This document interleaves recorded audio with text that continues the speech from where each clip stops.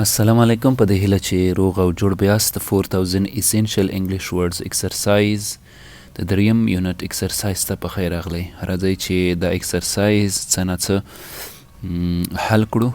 نو په دې هیله چې تاسو به دقیق اوسئ او د دې په حل کولو کې به له دې درس وروسته مشکل نه لرئ. choose the right definition for the given word. د هر لغات لپاره چې کوم ډیفینیشن درکړل شوی دی هغه کوم یو چې رایټ دی صحیح دی هغه انتخاب کړئ. نو راځو دغو لغاتونو ته او ډیفینیشن یا کوم تعریف چې دلته شوی دی هغه ورته انتخابوو. فرینډلی د ملګرتیا وړ. نو څلور ډیفینیشن یې راکړي دي، په دې کې سی سم دی.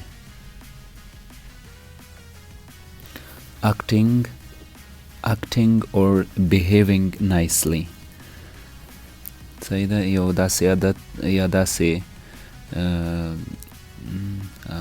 یا داسې خوی چې هغه خوشباوره وي. صحیح ده. نو راځو ګریډ معنا نمره او یا نمبر. a score or mark on someone's work. نو په دې کې دا اسم ده. او لاندې راځو بیا ویو ته. ویو مطلب لیدل. to find an answer, to guess او to look something. ویو لیدل. نو to look something, to look at something دا سم دی. بعضې شیانو ته کتل. او بل ever همیشه.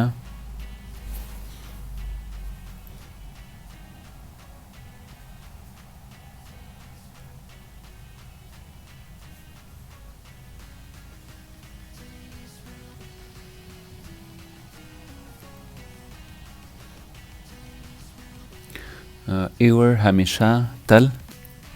نو په دې کې به کوم سم وي؟ په دریم کې،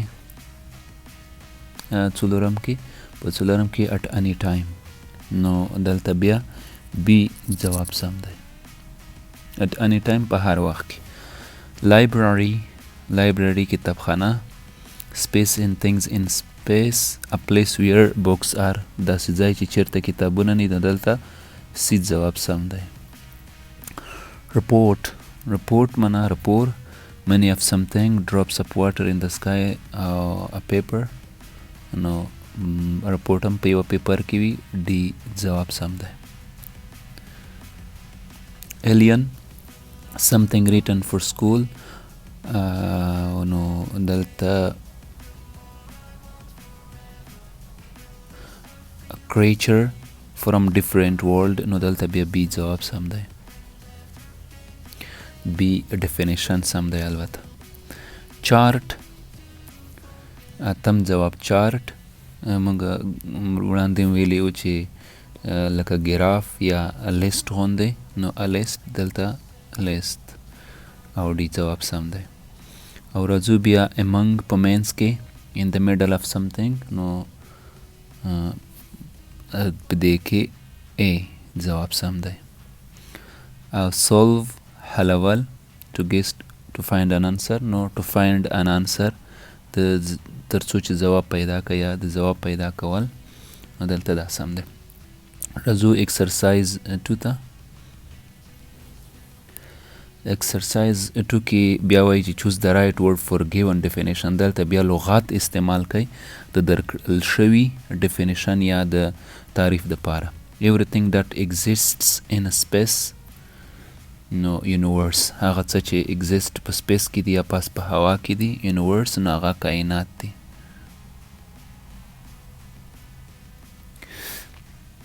او راځو دویم ته. not an exact amount but less than several دی. او creature from different world. په دې کې بیا alien دی. بی سم دی. او 4 کې in a place of solve. in a place of په دې کې څلورم کې instead دی. in a place of یا په ځای د دی. نو instead instead. صحیح شو. او to guess چې فکر وکړئ suppose view او comprehend. دلته suppose سم دی فکر کول. suppose means فکر کول. راځو دریم exercise ته.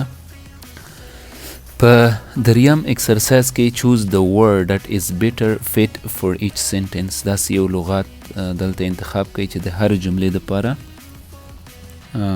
ورسره سم ولګي فټ ورسره ولګي. نو what would be the most awesome gift you have. نو په اول کې ای ور دی صحیح ده ای ور لومړی کې ای ور دی اول لغات او په دې کې describe دی describe your home to me صحیح ده ما ته د خپل کور په نښه کا. نو په دې کې بیا راځو لاندې alien ته او aliens او chart. This tells what time the TV shows will play. نو دا chart په اول کې دویم صحیح ده او په دې دویمه برخه کې I saw a movie about from another planet. نو دلته به ولیکئ دویم دلته به ولیکئ اول planet. نو دلته چې زه لیکم مشکل جوړوي هلته تاسو خپله کرښه ورنه تاو کئ. planet universe I think the most interesting planet.